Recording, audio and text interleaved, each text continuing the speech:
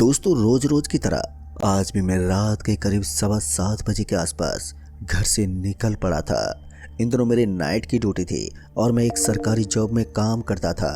मुझे इस इलाके में रहना बिल्कुल भी पसंद नहीं था, इसलिए मैंने कल ही मैनेजर से बात करके अपनी ड्यूटी को दूसरी जगह शिफ्ट करवाने की सोची और हुआ भी कुछ ऐसा ही। मेरी दूसरी जगह पर तब्दीली हो गई है, जिस वजह से मुझे काफ़ी खुशी हुई। लेकिन उसके बाद मुझे पता चला कि जिस शहर के अंदर मेरी तब्दीली हुई थी उस शहर के अंदर रह पाना मेरे लिए बहुत ही मुश्किल था, क्योंकि मैंने वहाँ पर काफ़ी घर ढूंढने की कोशिश की, लेकिन अच्छी रेंट में मुझे वहाँ पर कोई मकान ही नहीं मिल रहा था। सारे मकान पहले से ही बुक थे। फिर उसके बाद मुझे उस शहर से 10 किलोमीटर दूर चांदनी चौक के पास एक मकान मिला। वो मकान बहुत ही सस्ता था, जिस वजह से वो मुझे काफ़ी पसंद भी आया, इसलिए मैंने उस मकान के अंदर रहना ही ठीक समझा। फिर जब मैंने उस मकान को देखा तो एक पल के लिए मैं हैरान हो गया और साथ ही मुझे अपनी किस्मत के ऊपर काफ़ी खुशी हुई, क्योंकि वो मकान इतना शानदार था कि इस रेंट के अंदर कोई भी उस मकान को ना दे।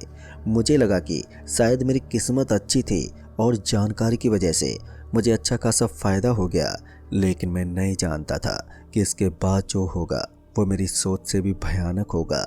एक तो वो मकान मोहल्ले से करीब 1 किलोमीटर दूर सटा हुआ था और ऊपर से वहाँ पर आजू बाजू में कोई दूसरा घर भी नहीं था। ऐसे में वहाँ पर रहना थोड़ा सुनसान था, लेकिन इतने कम पैसों में एडजस्ट करना मेरे लिए कोई बड़ी बात नहीं थी। खैर धीरे धीरे वक्त बीता और सुबह से शाम हो गई, पर मैं आज के ही दिन अपना सारा सामान उस घर के अंदर शिफ्ट करने वाला था। मैं थोड़ा फ्रेश होकर अब घर से निकला और गार्ड की ड्यूटी ज्वाइन करने चला गया। इन दिनों मेरी ड्यूटी एटीएम मशीन के बाहर लगी हुई थी। खैर मैं अपने अड्डे पर पहुंचा और फिर वहां पर कुर्सी पर आकर बैठ गया और आते जाते लोगों को देखने लगा। अब रात के लगभग 11:30 बजने के बाद अब वहां पर पूरी तरह से सन्नाटा पसर गया था। लोगों की चहलकदमी ना के बराबर होने लगी। पहली बार मैं कुछ ऐसा देख रहा था कि किसी एटीएम मशीन के बाहर दूर दूर तक मुझे कोई भी आदमी नजर ना आ रहा था। ये चीज़ काफ़ी हैरान कर देने वाली थी। फिर जब मैंने अपनी घड़ी की तरफ देखा तो मैंने पाया कि रात के लगभग 12 बजने वाले थे। मुझे रात की 4 बजे तक की ड्यूटी करनी होती थी, लेकिन आज की खामोशी को देखकर मुझे लगा कि मैं रात के 2 बजे ही घर के लिए निकल जाऊंगा, ताकि मेरी नींद भी पूरी हो जाएगी और दूसरे गार्ड को फ़ोन कर दूंगा तो वो थोड़ा जल्दी यहाँ पर आ जाएगा। लगभग 1 घंटा बीतने के बाद मैंने देखा कि उस एटीएम मशीन में मुझे एक भी आदमी नजर नहीं आया था, इसलिए अब मुझे रात के 2 बजने का वेट था। रात के 2 बजते ही मैं यहाँ से निकल जाता और इसी बीच मैंने देखा कि उस एटीएम मशीन की तरफ कुछ लोग भागते हुए आ रहे थे, लेकिन जब वो पास आए तो पता चला कि उनका एटीएम से कोई ताल्लुक ही नहीं था। वो वहाँ से तो निकल गए, लेकिन तभी मुझे एक बाइक की आवाज़ आने लगी और ये आवाज़ किसी महंगी बाइक की आवाज़ लग रही थी जो चारों तरफ गूंज रही थी।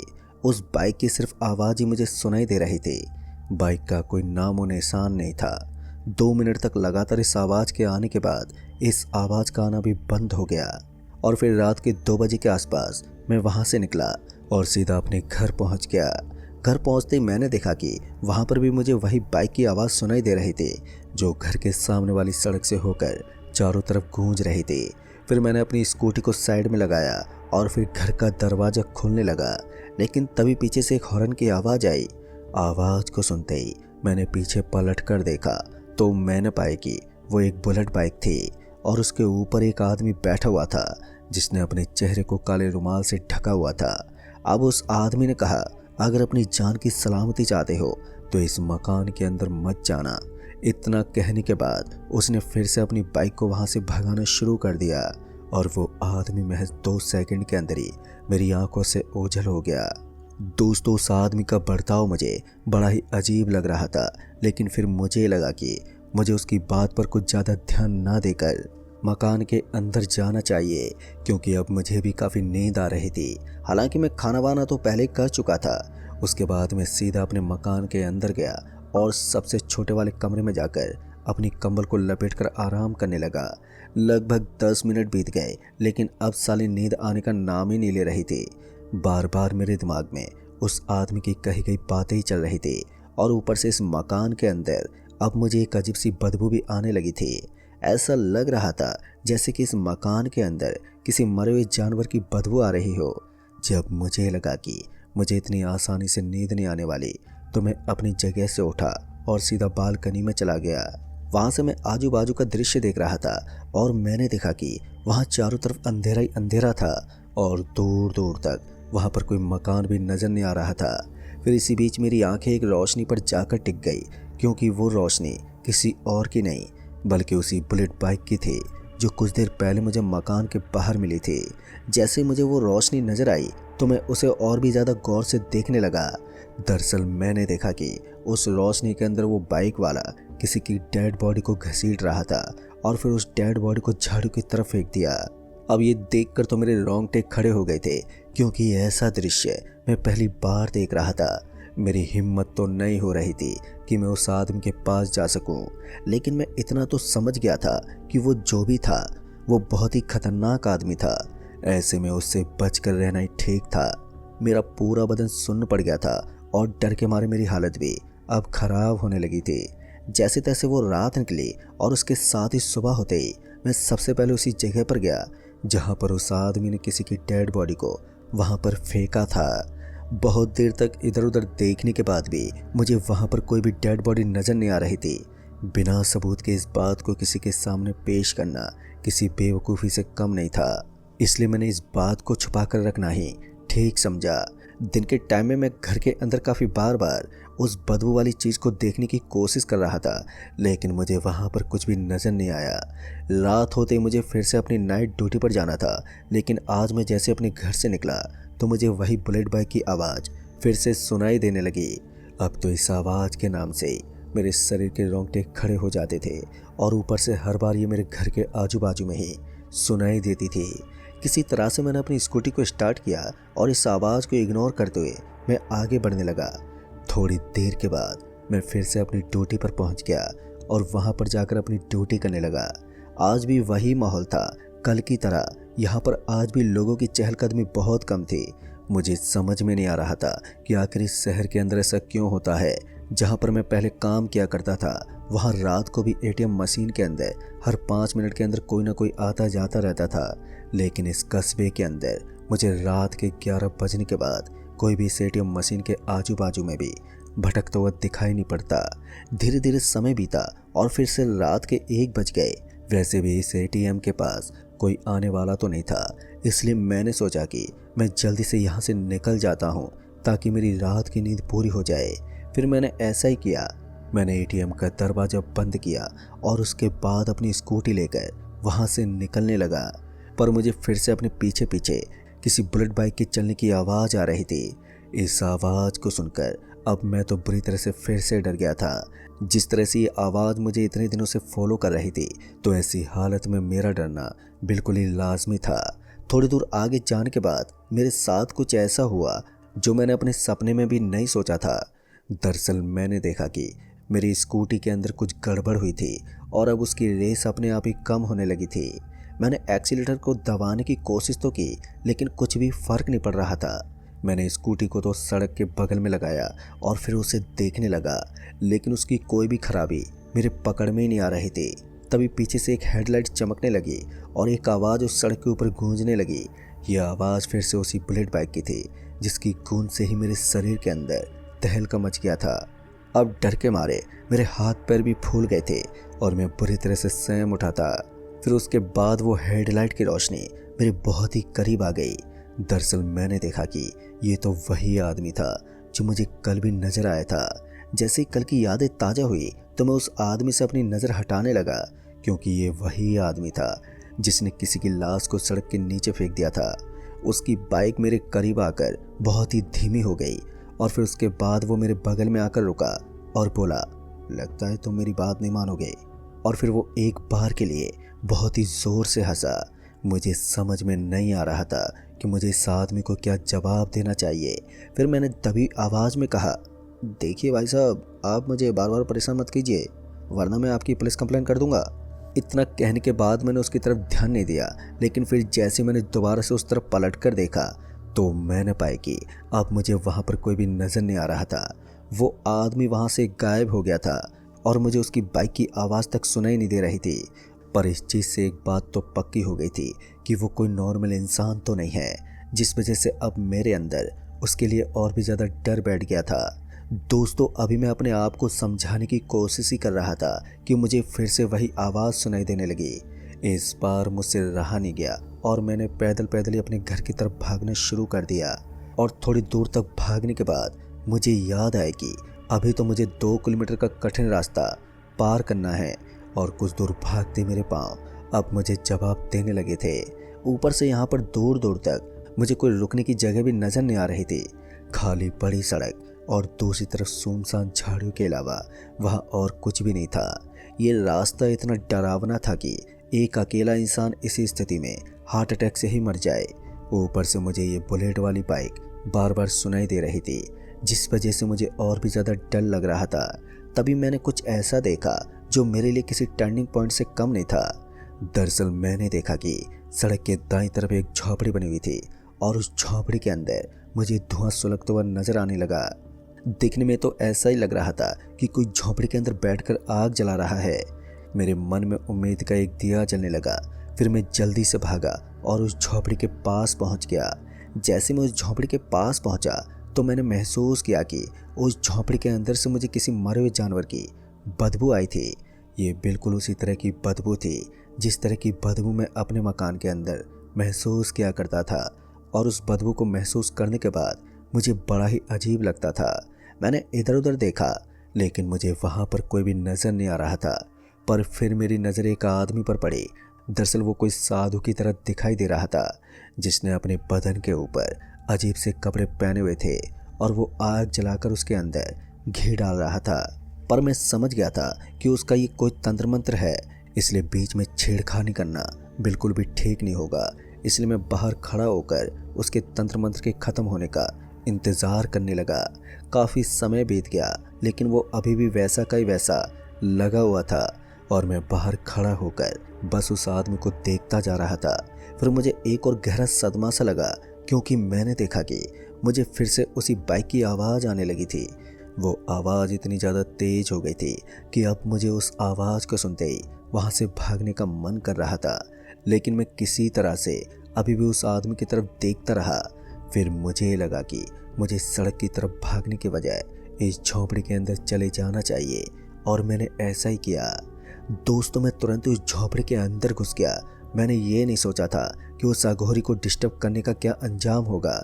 खैर, मैं जैसे उसके अंदर घुसा तो शायद उस अघोरी बाबा का कार्यक्रम बीच में ही अटक गया और वो डिस्टर्ब हो गया। जैसे उसने मेरी तरफ देखा तो मैंने पाया कि उसकी आंखें लाल हो चुकी थी और वो बड़े ही गुस्से से मेरी तरफ देख रहा था। मैं समझ गया था कि मैंने बीच में हस्तक्षेप करके बहुत ही बड़ी गलती कर दी थी। मैंने अपने हाथ उस अघोरी के सामने जोड़ लिए और उसके बाद मैंने उस अघोरी को कहा, मुझे माफ़ कर दो प्लीज़। मेरे पीछे तो पहले से एक ऐसा हैवान पड़ा हुआ है जिसकी वजह से मैं भागता हुआ आपकी झोपड़ी के अंदर आ गया। पर जैसे मैंने किसी शैतान का नाम लिया तो उसके बाद वो एक पल के लिए नीचे की तरफ देखने लगा और उसके बाद कहा, तुम किसकी बात कर रहे हो? तो फिर मैं उसे पूरी बात बताने लगा और मेरी बात सुनने के बाद उसने कहा, इतने दिन से तुम जिस घर के अंदर रह रहे हो वो घर उसी बाइक वाले भूत का है और वो आदमी नहीं चाहता कि कोई उसके घर के अंदर दूसरा इंसान रहे, इसलिए वो तुम्हें बार बार परेशान कर रहा है। लेकिन अब बात हद से ज़्यादा आगे बढ़ चुकी है। ऐसे में तुम्हें उस घर को आज की रात 2 बजे से पहले पहले खाली करना होगा। और याद रहे, अगर तुम 2 बजे से पहले उस मकान से नहीं जा पाए तो फिर तुम्हारे साथ जो होगा वो तुमने कभी सोचा भी नहीं होगा। दोस्तों, साथ ही उस अघोरी बाबा ने बताया कि मुझे उस मकान के अंदर मौजूद एक कील को भी ढूंढना था जो दीवार के अंदर धंसी हुई थी। अगर मैं उसको टाइम पर नहीं उखाड़ पाया तो फिर मैं हमेशा हमेशा के लिए उस शैतान के काबू में हो जाता। उस अघोर की बातों को सुनकर मुझे काफ़ी डर तो लग रहा था, लेकिन मैं समझ गया था कि अब मुझे जल्द से जल्द उस मकान को खाली करना होगा। फिर मैं वहाँ से जल्दी से निकला और उस घर की तरफ रवाना होने लगा। मैं इतना तो जानता था कि वो बाइक वाला फिर से मेरा पीछा करेगा और उस प्रेस से मेरा कभी भी सामना हो सकता था, इसलिए मैं सावधानी के साथ सड़क को पार कर रहा था। फिर थोड़ी देर के बाद मैं उस मकान के सामने पहुंच गया, लेकिन इस बार जैसे मैं उस मकान के सामने पहुंचा तो मैंने देखा कि उस मकान के सामने मुझे पहले से ही वो बुलेट बाइक खड़ी हुई नज़र आ रही थी। ये पहली बार था जब मैंने उस बाइक को वहां पर खड़ा हुआ देखा था, उसके पीछे क्रॉस का भी निशान बना हुआ था जो दिखने से ही अजीब सा लग रहा था। फिर मैं धीरे धीरे मकान के अंदर जाने लगा और इस बार मैं जैसे उस मकान के अंदर गया तो वहां का माहौल देखकर मेरे तो होश ही उड़ गए। दरअसल मैंने देखा कि उस मकान के अंदर चारों तरफ कचरा ही कचरा फैला हुआ था और सामान को इधर से उधर फेंका गया था। अब ये देखकर मैं तो हैरान ही हो गया था, क्योंकि जब मैं घर से निकला था तब घर की हालत एकदम सही थी। मैं समझ गया था कि यहाँ पर कुछ गड़बड़ होने वाली है, इसलिए मैंने जल्दी से उस दीवार के अंदर लगी हुई कील को ढूंढने की कोशिश की। मैंने सारे कमरों को छान मारा था, लेकिन मुझे किसी भी दीवार के ऊपर उस कील का कोई नामो निशान तक नजर नहीं आया। बहुत देर तक कोशिश करने के बाद मैं ऊपर वाले टेरिस में पहुंच गया। टेरिस में जाते ही मैंने देखा कि वहां पर एक केबिन बनाया गया था और उस केबिन के अंदर बहुत सारा सामान पड़ा हुआ था। और उस सामान को देखकर मैं समझ गया था कि यहाँ पर भी उस कील का होना कोई बड़ी बात नहीं होगी। मैं जैसे जैसे दीवार के अंदर देखता जा रहा था तो वैसे वैसे मेरी आंखें बड़ी होती जा रही थी। दरअसल मैंने देखा कि उस दीवार के अंदर सच में एक कील गड़ी हुई थी और वो देखने में बहुत ही अजीब सी थी। मैंने धीरे से उस कील को उखाड़ना शुरू कर दिया और जैसे मैंने उस कार्यक्रम को स्टार्ट किया तो मुझे महसूस हो रहा था कि मेरे आजू बाजू में कोई भटक रहा था, लेकिन फिर भी मैंने अपने काम को चालू रखा। बहुत सारी मेहनत और मशक्कत करने के बाद जाकर मैंने उस कील को जड़ से उखाड़कर बाहर की तरफ फेंक दिया। लेकिन दोस्तों, उसके साथ ही उस घर के अंदर अजीब सी हलचल होने लगी। ऐसा लग रहा था जैसे कि वहां पर दीवार कंपन करने लगी हो। धरती के अंदर से एक अजीब सी आवाज़ आने लगी थी और उसके बाद मैंने थोड़ा सा भी समय नहीं गंवाया और भागता हुआ अपने कमरे में आ गया। मैंने पहले अपने संदूक को कपड़ों से भर लिया था, तो ऐसे में बस वहां से निकलने की ही देरी थी। फिर मैं उस बैग को लेकर तुरंत ही उस घर से बाहर की तरफ भागा। लेकिन जैसे मैं मेन दरवाजे के पास पहुंचा तो दरवाजा एक झटके से बंद हो गया और उस दरवाजे के बंद होने के साथ ही मेरे दिल की धड़कन और भी तेज होने लगी। मुझे ऐसा लग रहा था जैसे कि मैं बुरी तरह से फंस गया हूँ। और फिर जैसे मैंने घड़ी की तरफ देखा तो मैंने पाया कि रात के 2:10 हो रहे थे, यानी मैंने बहुत लेट कर दिया था। अब मेरा तो दिमाग ही खराब होने लगा। मुझे समझ में नहीं आ रहा था कि अब मैं करूं तो करूं क्या। तभी मुझे वहां पर किसी की आवाज़ आने लगी और ये आवाज़ वही आवाज़ थी जो मुझे हर बार उस बाइक के ऊपर से आती थी। तो मैंने देखा कि मुझे ऊपर की तरफ वही आदमी खड़ा हुआ दिखाई दे रहा था। इस बार उसके चेहरे पर कोई भी रुमाल नहीं था। उसका वो डरावना और खुंखार सा चेहरा अब मेरी आंखों के सामने दहशत बनकर मंडरा रहा था। लेकिन तभी मुझे कुछ सूझा और फिर मैंने अपनी जेब के अंदर से वो दीवार के अंदर से निकाली हुई उस कील को ऊपर की तरफ किया और उसे एक खिड़की के अंदर से बाहर फेंक दिया। जैसे वो कील बाहर जाकर गिरी तो मैंने देखा कि वहाँ की स्थिति नॉर्मल होने लगी है। हालांकि वो आदमी तो अभी के अभी वहीं पर खड़ा हुआ था, लेकिन पहले की तरह अजीब आवाज़ों का आना अब बंद हो गया था। मेरे पास यही मौका था। मैंने भी उस खिड़की का फ़ायदा उठाया और उसी की तरफ से भागता हुआ वहाँ से निकलने लगा। लेकिन तभी मेरा पाँव दीवार पर जा लगा और फिर मैं उस खिड़की से टकराता हुआ बाहर की तरफ ज़ोर से गिर पड़ा। नीचे गिरने की वजह से मेरे हाथ और पैर बुरी तरह से जख्मी हो गए, लेकिन मैंने हिम्मत नहीं हारी और मैं किसी तरह से उस मकान से दूर आ गया। उसके बाद मैं जल्दी से भागा और तब तक नहीं रुका जब तक कि मैं उस अघोरी बाबा की झोपड़ी तक नहीं पहुंच गया। वहां पर पहुंचने के बाद उस अघोरी बाबा ने मेरी तरफ देखते हुए कहा, तुमने बहुत ही सही काम किया है, जिस वजह से तुम्हारी जान बच गई, वरना आज से पहले उस मकान के अंदर तकरीबन 10 से 12 लोग मर चुके हैं। पर तुम किस्मत वाले हो जो जिंदा बच गए। दोस्तों, उस अघोरी की बात सुनकर मुझे भी काफ़ी अच्छा महसूस हुआ और फिर उसके बाद उसने मेरे ऊपर कुछ झाड़ फूक की और फिर मैं वहाँ से निकलकर दूसरी जगह पर शिफ्ट हो गया। लेकिन उसके बाद एक बात तो समझ में आ गई कि हमें कभी भी ज़्यादा सस्ती चीज़ों के ऊपर भरोसा नहीं करना चाहिए, क्योंकि कभी कभी हमारी मुलाकात कुछ ऐसे लोगों से होती है जिनसे हमें डर तो लगता है, लेकिन उनकी वास्तविकता से समझौता करते ही हमें एहसास होता है कि हम एक सही आदमी से मिले थे। तो दोस्तों, इस कहानी में बस इतना है। कहानी आपको पसंद आई हो तो वीडियो को लाइक शेयर